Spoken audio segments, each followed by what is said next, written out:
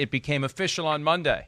Dak Prescott signing the franchise tender, the exclusive tender, the $31.4 million. You know, they didn't have to do $31.4. They could have done the non-exclusive in the range of 26 or 27, and then they would have run the risk of someone swooping in and making him an offer the Cowboys couldn't or wouldn't match, and the Cowboys get 2 first-round picks in return. Somebody asked me yesterday, have they really decided he's the guy? The fact that they used the exclusive franchise tender, the highest level at $31.4 million for this year, tells me they've decided he's the guy, Chris, because they had other options less than that would have saved them money and given them flexibility if they hadn't gone all the way to the top-end option. Yeah, I mean, he is the guy. And it does seem like there's a faction of the Dallas Cowboy fan base that can't accept that yet or wants something better that's out there. And, you know, what I would say to them always, you know, the green is not always grasser on the other side. I mean, the grass isn't always greener on the other side. We're going to have a new volume in place by the end of the week. Gosh. That is beautiful. That is beautiful. Although, based on some of your habits, probably technically correct that the green isn't grassier on the other side. But please not continue. Always.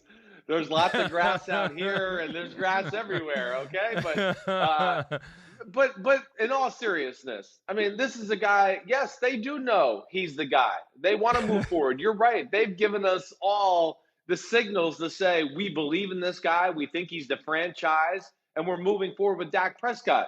You know, hey, yeah, is he going to be a top 5 quarterback in his football career at some point? I think so. I mean, as you know right now, I got him as the number 8 quarterback in my Chris Sims top 40 countdown. I think he's on the cusp of that, but I don't know. You know, is there a lack of pizzazz or just showmanship that Dak Prescott doesn't have that won't get some of the fan base in Dallas and people to buy into him? I do think it's kind of weird, Mike.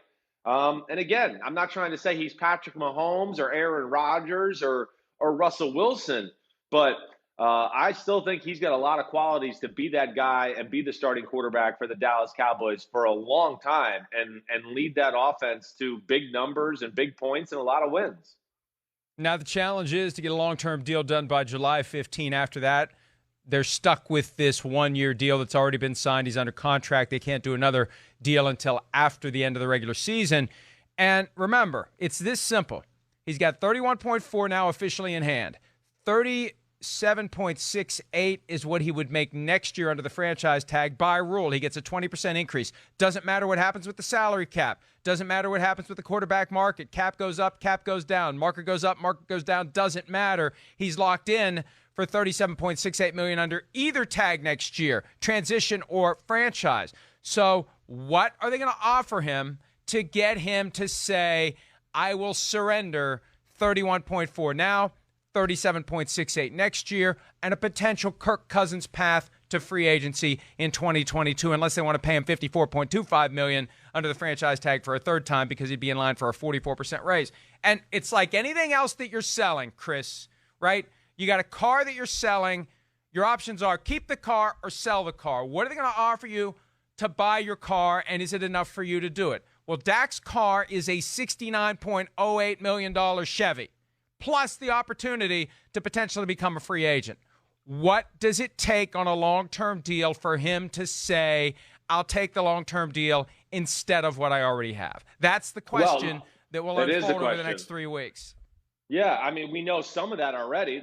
He wants a 4-year deal. You know, what I was led to believe is that if there was going to be a 5th-year deal, that it would have to be some monstrous type of number in that 5th year to protect himself from where the market might be. So I get all of that. But, Mike, no, that's the million-dollar question. What is it? You know, how much guaranteed money do you need in the contract to wipe away?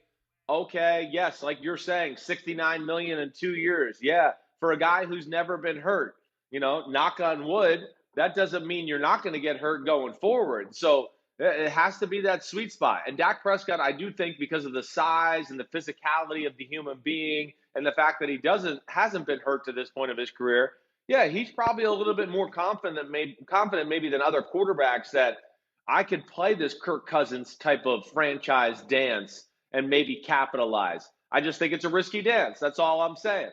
And I don't know, Mike, have you heard guaranteed numbers that have been thrown out there? I mean, I remember back early in the spring, we heard that he was offered a little less maybe than Carson Wentz was guaranteed money-wise. But I haven't heard anything on that ever since. But to me, that's what it comes down to. Do you feel the same way? Well, yeah, and look, the standard approach when it comes to franchise tag players, and this isn't a rule. This is just kind of the way that you get the deal done, the way you get the guy to trade in his year-to-year opportunity. You take what he's going to make over the first 2 years, and you fully guarantee that at a minimum. So at a minimum, it's $69 million fully guaranteed at signing for Dak Prescott, at a minimum. When you consider the possibility he could walk away in 2022, what does that turn into in guaranteed cash for 2022, if any, under this deal? Recognizing that if the Cowboys, even if they only use the transition tag in 2022, it's another 20% increase. It's $45 million plus. Do the math. 31.4, 37.68, 45 plus. You're getting into huge numbers paid out over the first 3 years. And that may be what his agents say. Okay, we're not going to ask you for the franchise tag in 2022 fully guaranteed. We want this year franchise tag, next year franchise tag, third year transition tag. Add it all up. That's what we want guaranteed at signing. It's a big number. It's $100 million, north of $100 million. But this is the leverage he has. And when you consider two things, one, Chris, he's never missed a game in his entire career. Two, he's already bet on himself and won. He's already approached a year where he only made $2 million for the full season. He rejected the offers that were made by the team, and he emerged on the other side like Andy Dufresne with $31.4 million in his pocket. So now it's, hey, I'll do it again. Yeah, I did it last year for $2 million. I'll gladly do it this year for $31.4 million. And if you make me do it next year for $37.68 million, I'll do it again. And see, this is what we kind of been waiting for ever since Kirk Cousins, because Kirk Cousins, when he was in Washington, not a franchise quarterback. And he played this game year to year, and he won big time. And from the moment he did it, Chris, I was saying a real franchise quarterback is going to do this one of these days. And the numbers are going to be a lot higher, and the stakes are going to be a lot higher. And you know, everybody just assumes, oh, deal gets done, because deals always get done. Well, they don't always get done, as Kirk Cousins proved. And the point is, if I'm Dak Prescott, it's going to take a lot for me to give up $69 million over the next 2 years, plus this vague jackpot that awaits after 2 more football seasons. I've already done 64 games. I got 32 more. And after 32 more, I'm in an unprecedented situation. I'm getting $45 million under the transition tag or $54 million under the franchise tag, or I'm walking away. Yeah, I mean, I get it. I mean, everything you're saying is making sense. I just wonder what that number is. What's that number that the Dallas Cowboys and the Jones family has to throw out there? I mean, right now, right, as far as just like pure guarantees at signing, and correct me if I'm wrong, Aaron Rodgers is still the king of that like specific category, right, Mike? I think it was $79.4 million like guaranteed at signing. I mean, how much more does Dak Prescott want than that? And again, I mean, to me, you know, this is where I'm sure the Jones family looks at this and goes, okay, well, Dak Prescott, we love you and everything like that, but you know, we don't think you're quite Aaron Rodgers yet at this point of your career either. So I can see. But that doesn't matter. That doesn't matter. I know. That's the thing. It doesn't matter. Okay. He'll take, because anything less than what he wants, he'll say, I'll just take the $69 million over the next 2 years. Okay. I'll just take that. Then that's it. I know. But that's just, you know, that's a risk I wouldn't take. I don't know how you feel. Would you take it if you were a quarterback? I wouldn't. And I wouldn't if I was Dak Prescott. When I run the ball and I play a little bit more of a physical brand, I would want to protect myself at some point. Here's where I would be if I was Dak Prescott. I would say I stepped in from day one, and I started for you from day one because Tony Romo got injured. And I performed better than any of the pre-Tony Romo quarterbacks that you guys have had. I stabilized the franchise at a time when it could have gone off the rails. I took you to the playoffs twice. I won a playoff game against Russell Wilson and the Seattle Seahawks. The window opened on a long-term deal after my 3rd season, and you had an opportunity to get me signed, and you lowballed me. You didn't want to pay me what I wanted, and I was fully aware of the bet that I made on myself for the 4th year of my contract at $2 million. You knew the bet. I knew the bet. I won the bet. Now I want you to pay me. And if not, I'll make another bet at 31.4. I'll make another bet at 37.68. I'll force you to let me get to the open market. See, this is the one thing. The people that are going to resent Dak Prescott, remember this. The Cowboys exercise their right to keep him off of the open market and to keep him off of the 2 first-round picks as compensation market too. They blocked his path to see what anyone else would pay him. That's the great unknown here. We don't know what anyone else would pay him. The Cowboys have blocked, via their rights under the CBA, exactly what he would be able to do to show everyone what he's worth. What's his market value? No doubt. We don't know, and we won't know until 2022. And you know what? If I'm Dak Prescott, you keep pushing me and not giving me the offer that you should have given me and keep trying to throw your arm around me and give me a little Johnny Walker Blue and get me to do a team-friendly deal. No! I'm running this now. I've got rights under the CBA.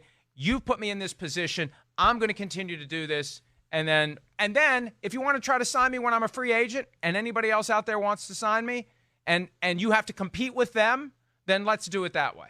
That's what I would do if I were Dak Prescott. It's easy for me to say it. It's easy for me to say that because I'm not in that position, but that's what I would advise him to do if he was my son, my nephew, my cousin, my friend, my client. I'll tell you that.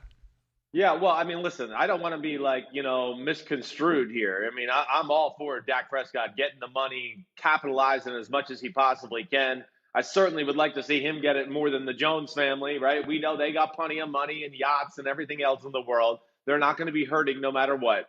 But I say these things, and the only reason I bring up these points, and I'm not trying to argue with you or anything, but me sitting here as a 39-year-old, I've been a guy that not exactly in these shoes, but have kind of been in these shoes, and it backfired on me, and I got a big scar to show it and a lot less money to not show you on the other side too.